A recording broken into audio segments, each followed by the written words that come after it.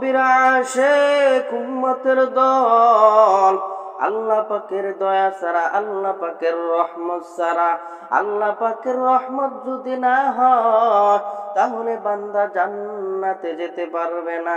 কারণ অনন্তকালের সুখের এই জান্নাত আমাদের ক্ষণস্থায়ী জীবনের সীমিত ইবাদতের বিনিময়ে হতে পারে না। কথা ঠিক কিনা? ও নবীর উম্মত, আম্মা জান আয়েশা বললেন, ওগো পয়গম্বর, আপনিও কি নয়, আপনিও কি আপনার ইবাদতের দ্বারা জান্নাতে যেতে পারবেন না? পয়গম্বর এই কথা শোনার পর, আয়েশার এই কথা শোনার পর পয়গম্বরের ভিতরে ভীতির সঞ্চার হয়। পয়গম্বর কিছুক্ষণ পরে বললেন, ও আয়েশা, আমিও নয়, আল্লাহ তাআলার রহমত যতক্ষণ না পর্যন্ত আমাকে আল্লাহ তাআলা রহমতের চাদর দিয়া ডেকে না নিবেন ততক্ষণ পর্যন্ত আয়েশা আমিও জান্নাতে যেতে পারবো না। পয়গম্বর বলেন, قال النبي صلى الله عليه وسلم ولا أنا إلا أن يتغمدني الله برحمته। পয়গম্বর বলেন, আমিও নয়, যতক্ষণ না আল্লাহ তাআলা আমি পয়গম্বরকে আল্লাহর রহমতের চাদর দ্বারা ডেকে না নেন।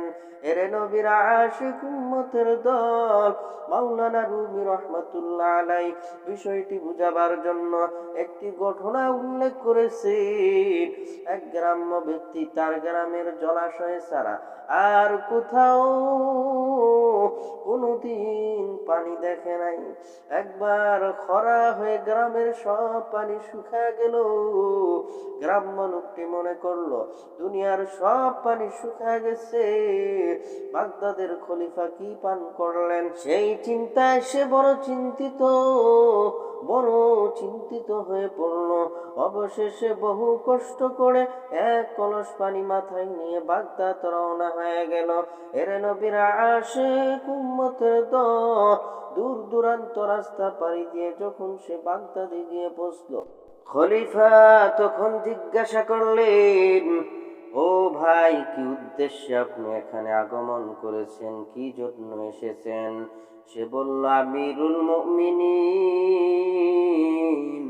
সব পানি শুকিয়ে গেছে, আপনার পানির কষ্ট হবে, তাই আমার সযত্নে তুলে রাখা এক কলস পানি আপনার জন্য নিয়ে এসেছি।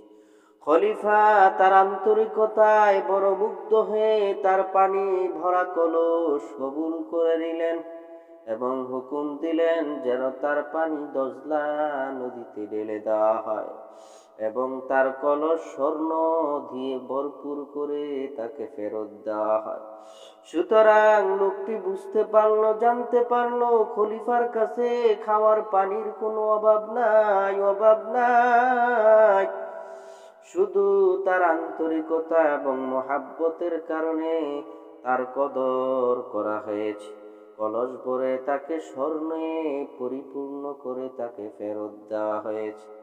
এভাবেই যখন আমরা কিয়ামতের ময়দানে, হাসরের ময়দানে আমাদের আমলের পুরস্কার দেখতে পাবো, তখন বুঝতে পারবো যে এই অফুরন্ত নেয়ামত আমাদের সারা জীবনের নগণ্য ইবাদতের বিনিময়ে হতে পারে না। এসব শুধু তার দয়া আর রহমত ছাড়া আর কিছুই না। আল্লাহর প্রতি বান্দার মুহাব্বত ও তার আন্তরিকতায় তিনি এভাবেই বান্দারে কদর করে থাকেন। কদরে কুদরতু দারি বর কামাল, আনতা রব্বি আনতা হাসবি জুল জালাল, তুহি কাদের জলিলুল্লাহ জাহাদার, বাহারকারে তুহি মেরা নকহদার।